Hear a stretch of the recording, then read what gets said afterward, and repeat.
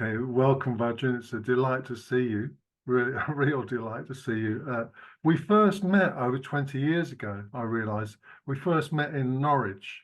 Um, and then when we both left Norwich and our life journeys took us apart. And now we're back together again. Aren't connections in the order really wonderful at times? So They are lovely. they Yeah. are, aren't they? And it's really, really lovely to see you. And just before we go into conversation, I just want to give those watching this video a bit of context. Um, the context being that the Biorat Trust is expanding its scope of in-conversation videos with order members and mitras with degenerative neurological conditions to those with mobility challenges. And our aim for this video series is to provide a resource that is, one, informative, and two, supportive for people with conditions, people caring for people with conditions, and for retreat centres and retreat leaders also to learn, well, how can we, well, what do we need to adapt, and so on. And of course, to inspire too, um, in giving order members an insight into how individuals practice with physical and mental challenges. I've done a few of these interviews now, and they've always impacted me very, very deeply, very humbly. So, welcome, Vajrin. That's the context. Welcome. Delighted to see you. So, Vajrin, can you first tell us something about your current mobility situation, how it arose? Sure. So I was able-bodied and very into kind of sport, cycling, running, swimming, leading up to an injury which I had almost 4 years ago in New Zealand. I was cycling from the tip of the North Island to the very tip of the South Island down to Bluff, which is a 3,000-kilometre bike ride, bike packing, carrying all my gear, and had managed the first third, done 1,000 kilometres, and got far down into this area of bush near Wanganui, near the river, where I was attempting to get to a place called the Bridge to Nowhere. Ironic. Yeah, it's sort of mythic, really, mythic journey. Yeah. That bit of the path was dangerous. It was known to be, but nevertheless, everything had been going completely fine, and I hit probably what was a muddy patch. Must have slipped, sort of going downhill. The bike remained on the path, but I fell 20 meters down a gorge, sort of vertical drop. So I'm very lucky to be alive. I remember falling. I remember landing with the biggest thud which I've ever imagined, and then lying there. And I'm a doctor, so I knew the symptoms, and I knew I was paralyzed from that point, because I just could tell the sense that I'd completely lost sensation from my body and legs. I couldn't feel anything. I feel my arms. And then I was, fortunately, other cyclists saw my bike on the track, realized someone had fallen, came down, and then the helicopter scooped me up, eventually got me back to Auckland, where I was in the spinal unit during the beginning of the pandemic. So that was how I ended up in a wheelchair, and I will be in a wheelchair for the rest of my days. Yeah. Wow. Thank you, Vajrin. Thank you. And second, can you tell us something about how your Dharma practice has changed as a result of what's happened to you? It's a really good question. Difficult. Yes. Yeah. Practically. Well, also, you know, how it's changed your practice. You know, how it's changed your perspective on life, which has changed your perspectives on Dharma practice, that kind of thing. Because I also know that you've had some major big operations, and I know from my own experience that alone is enough to really get deep into the human psyche, isn't it? So yeah, So in 2020, I had 5 operations, 3 of which were very major surgery. Mm. I got a complication about 4 months after my injury, and it kept on coming back, the complication. And by the time I'd got to December, having had my injury in February 2020, so 10 months later, I thought my time was up. I'm used to looking at all my MRI scans, and I thought, oh, this is chips. And the professor of neurosurgery in St George's in London, Tooting, he said, come in, I'm going to operate on you on the weekend. And he did the final operation, and I've been fine since. That's been sort of 3 years since then, which is phenomenal. Yeah, great. In terms of practice, it was such a devastating year with the pandemic and all those operations. I was a regular meditator. I used to meditate every day, albeit not for long, because I was working for a busy doctor. But I just sort of said, you know, this is part of my life. Sort of sit for 15, 20 minutes in the mornings, or sometimes in the evenings if I miss the morning. So that was my regular practice. In a regular chapter, and I've been with them as a GFR group for, well, it's coming on now 25 years almost, with the same chapter GFR group, the Dharma Bums. So that was, and then I'd go on a retreat a year, maybe weekends as well, particularly with Vasantra. Because Vasantra, although not my private preceptor, was very closely linked with ordained all the other people in my chapter. After I had my injury, I stopped my regular practice.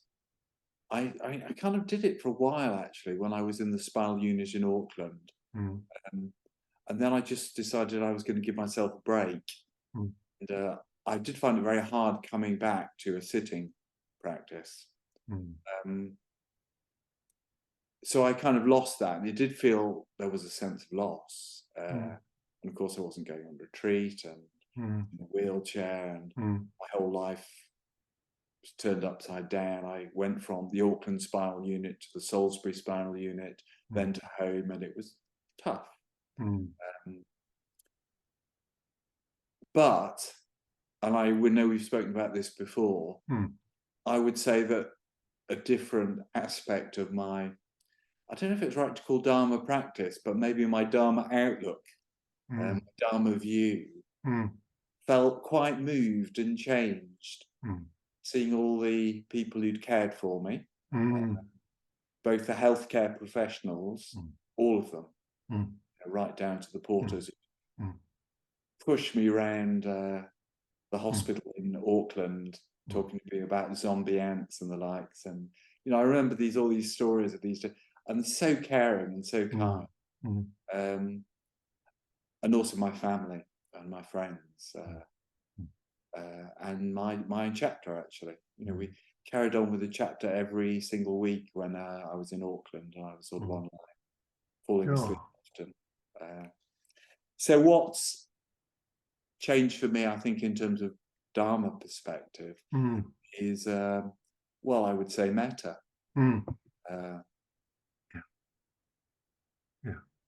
Care and kindness for beings, both them for me and me for them. And I mean, also perhaps slightly cliche, but also gratitude as well. I kind of felt that from the whole experience, a certain opening of the heart. And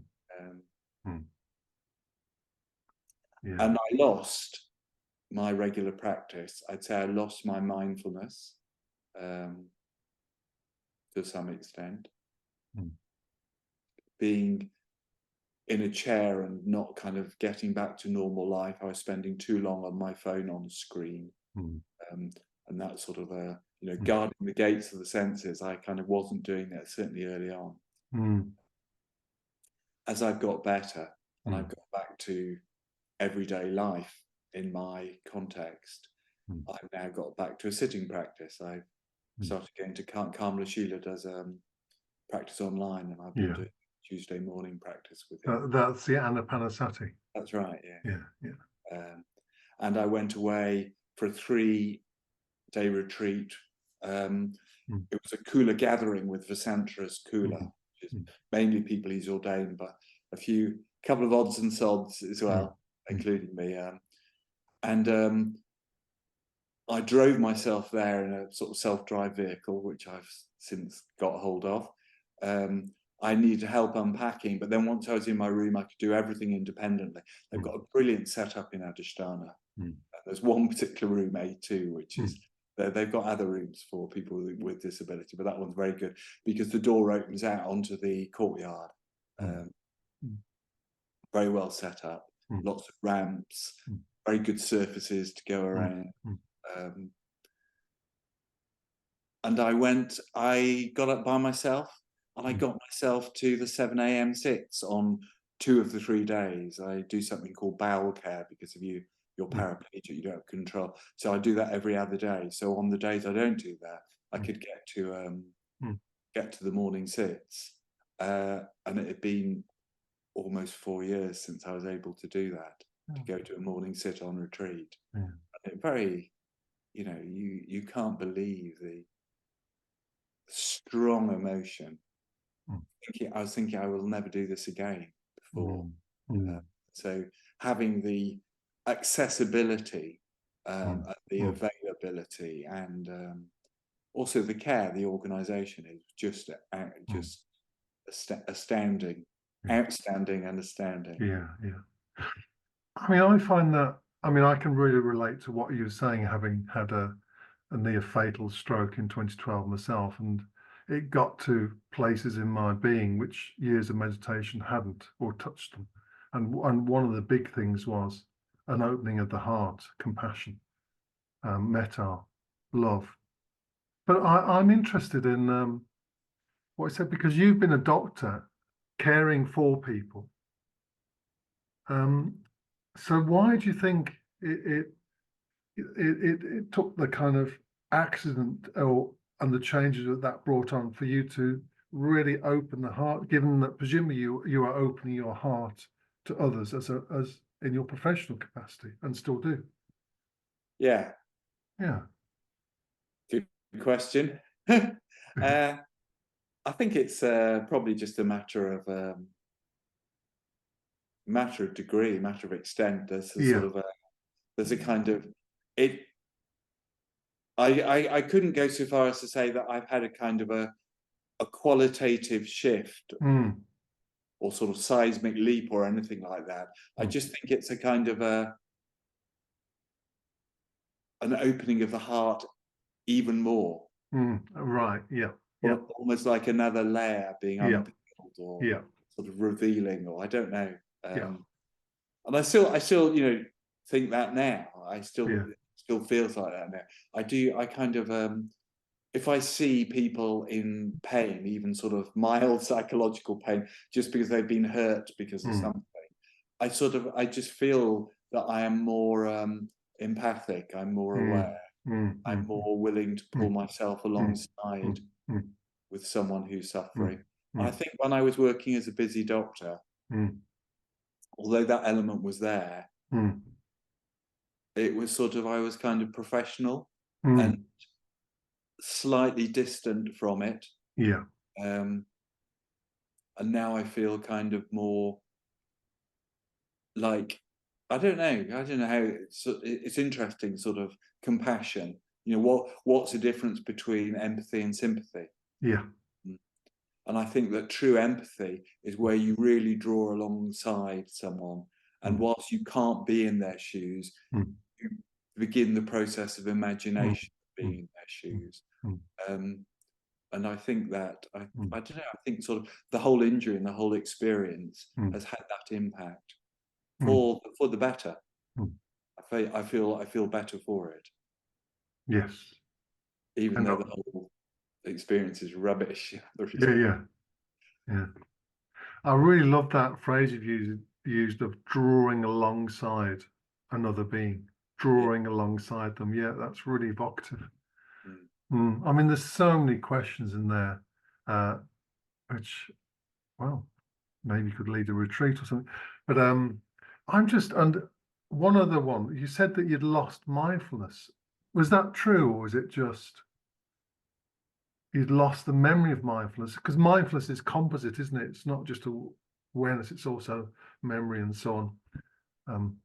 Continuity of purpose and so on. So I was just wondering, was there anything specific that you lost rather than mindfulness itself? Well, I mean, you're right in that it is composite and complex. Yes. I think I was probably referring to something which I felt quite specifically, and I think it had to do with that, like the experience of sitting, even for 20, if you sit for 20 minutes, even for 20 minutes, where the felt experience before and after the meditation is different. Yeah. That you can take some of that sort of awareness and the sort of the quietening of the mind, then take that into your everyday living, whether it be work or contact with people or just any sort of chores inside the house or whatever. And I think that losing that regular practice, and also being on retreat, which is sort of like getting your batteries recharged, over the years of recovering from this injury and the multiple operations, my ability to be able to sit and say, okay, right, I'm just going to do 10 minutes of mindfulness now, mindfulness or whatever it was, and difficult. And it sort of taken me a while to now come back and say, well, I can do this. And I've spoke about the sort of, the felt experience of metta, of compassion. I would say that the sort of that felt experience of the quietening of the mind, that sort of shamatha, I'm returning to it. And I'm now beginning to taste as, that's what it's like. That's what it's like when the mind is quiet. Yes. So I did, and still have to some extent lost that. But it's recoverable, I think. Yeah. God, yeah. I thought that might be the case, but that's really interesting. It's the impact of, well, trauma on mindfulness is a really interesting, important area. And there's the double trauma as well. There's the physical trauma, and then there's the psychological trauma. Yeah. Both of which you've obviously experienced. Yeah. And drugs. I was on a lot of neuropathic pain-killing drugs, which made me incredibly drowsy. I was falling asleep all the time, and then I put on a lot of weight because I was immobile in the chair. I then was diagnosed with sleep apnea and hypothyroidism. But one thing followed the other, and then I slowly got myself off those drugs. By one, I'm sort of down to one, which doesn't make me so drowsy. But I've lost most, not all, but most of the weight. And also now I'm awake. So when I do sit, I'm not falling asleep because it's hard. So I'd lost mindfulness, but, because of a shed load of medication as well. Yeah. Cool. Yeah.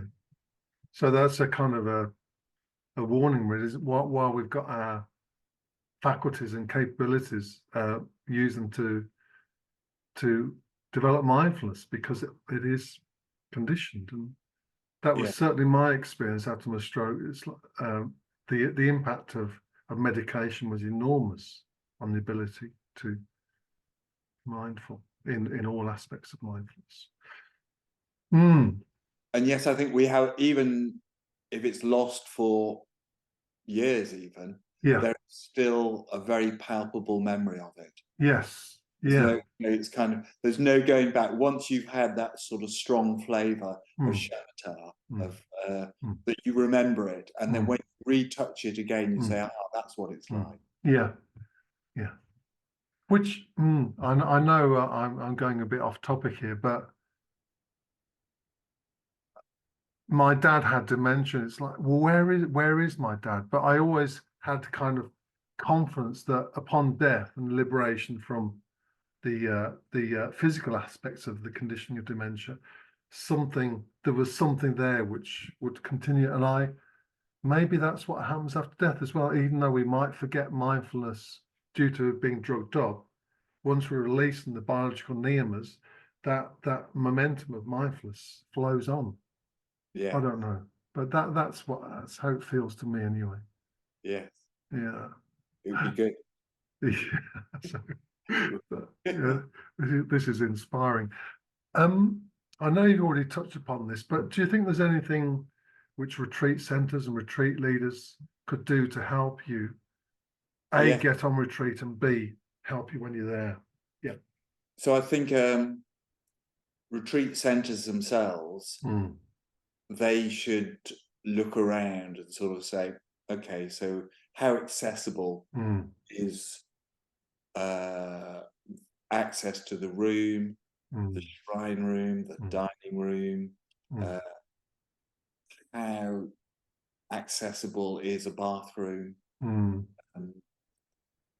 how do we let people who are either in wheelchairs or whatever form of disability they have, how do we kind of let them know what facilities are available? And I mean, having spoken to Rivendell, they're working very hard and they're very interested in the experience of people in wheelchairs and sort of are encouraging, which is just brilliant. Adhisthana is set up fantastically. I've not been to Padmaloka since I've been in a wheelchair, but I sort of gather it does have good facilities. Yeah. You know, there are some places where it'd be hard for, I'm thinking Vajriloka, I think would be very, very difficult. Yeah. Yeah. Yeah. But I think that if every centre sort of thinks about it, and also they ask people when they come to visit who use chairs or whatever, they sort of, you know, what was your experience? How could we make it better? Or what worked well? So that I think that conversation is very good. Yeah. In terms of retreat leaders, it all depends. So I've booked in my first whole week retreat coming up in Adhisthana at the end of January, study retreat.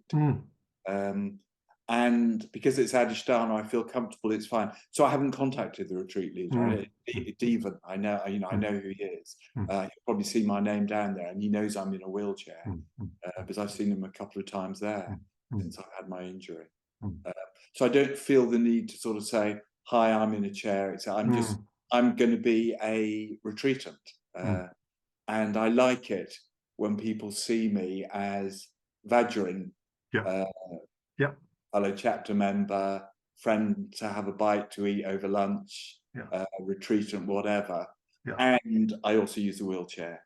So I don't want people, first of all, to see me as, oh, Vajrin, the wheelchair user. I want to be Vajrin, who just so happens to use a wheelchair.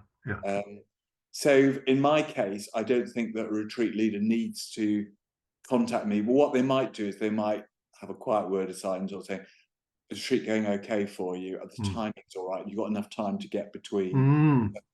Usually you have, because I think usually retreats tend to be sort of spacious that way.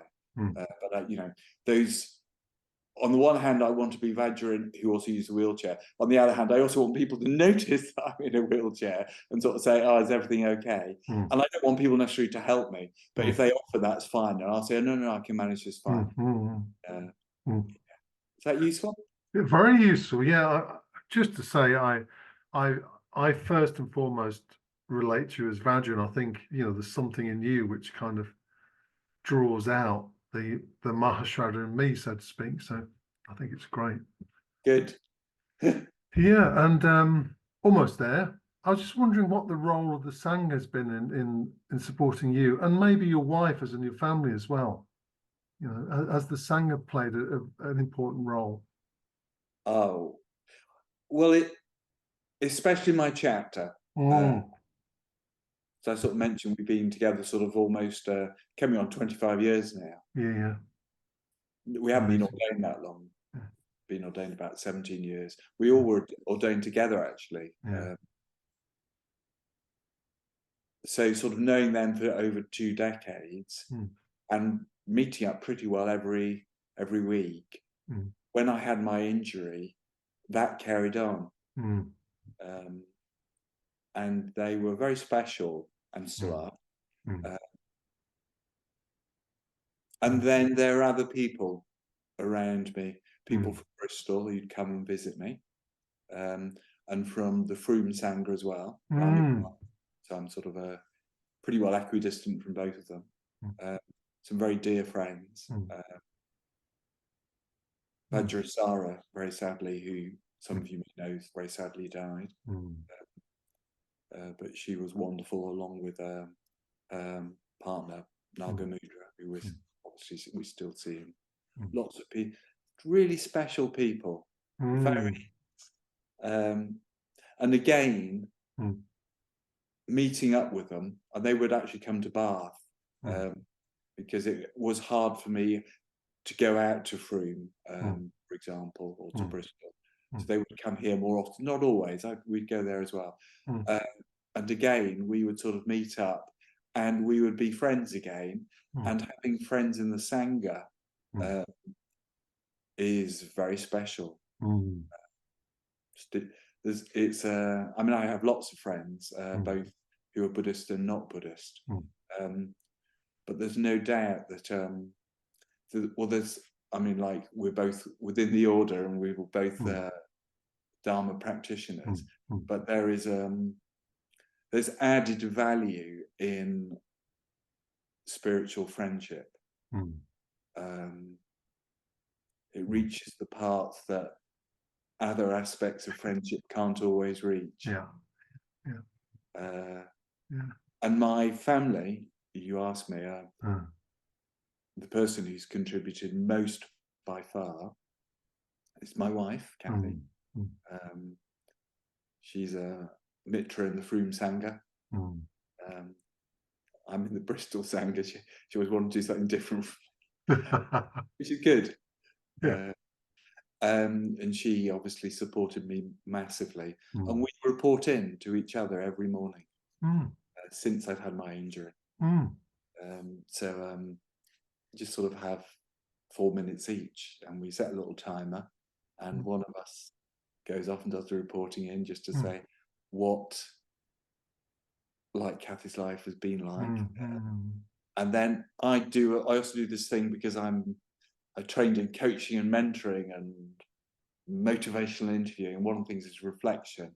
So I just sort of, I say back to, in my own words, sometimes reframing her experience, just so she feels that she's heard, because it's really hard being a carer, to that extent, being the partner.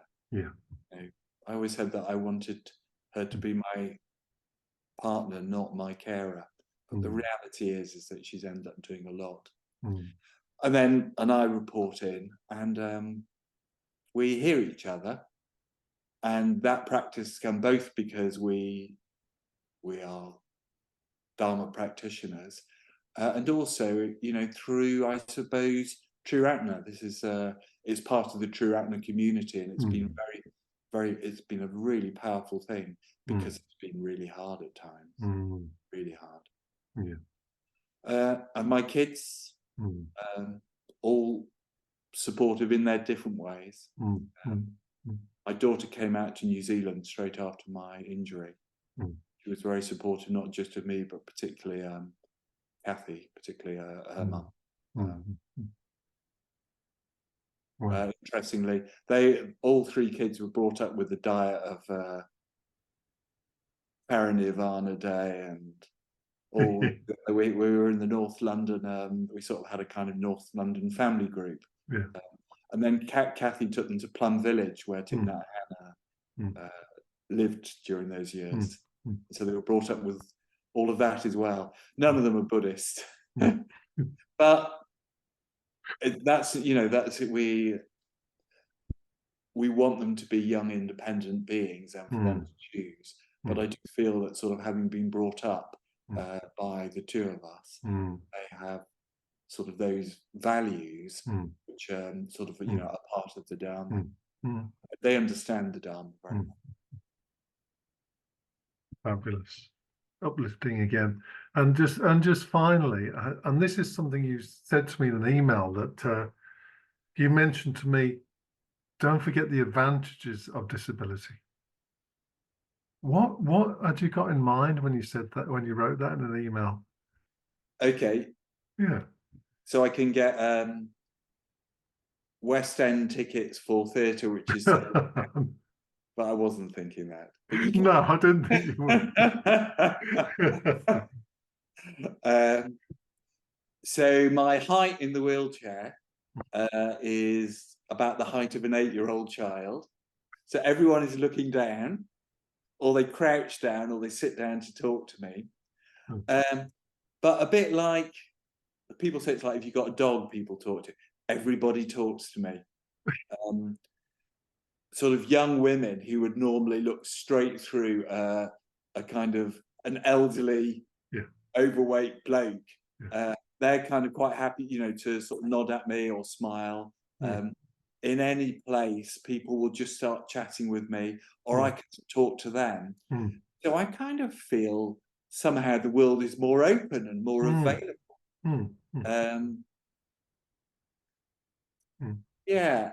And it feels, well, it's I don't know if you remember the 2012 Olympics in London. Oh yes. And suddenly everybody was kind of looking at each other and sitting on the underground, and people were being friendly, and it was kind of, you know, sort of like Merry Christmas every day or whatever. And that sort of interaction, that kind of going out to the world, and that sort of being in the world in that context is very lovely. And in a wheelchair, I found that's more available. And when I was able-bodied and busy and a professional and whatever, I didn't have that availability. Either I didn't give to it myself and therefore I didn't see it, or I think also being in a chair, people are less threatened. So that's a good thing. Yes. Well, what a great, a good place to end this. And I just want to say thanks, Vajrin. You know, every time, as I said at the beginning, every time I've spoken to you, I've been deeply moved by what you said. There's so many gems in what you said as well today. So thank you very much. And I hope everybody who's watching and listening to this gets as much out of this as I have. So thank you. Good, and thank you very much for asking me. It's okay. Thanks. Bye.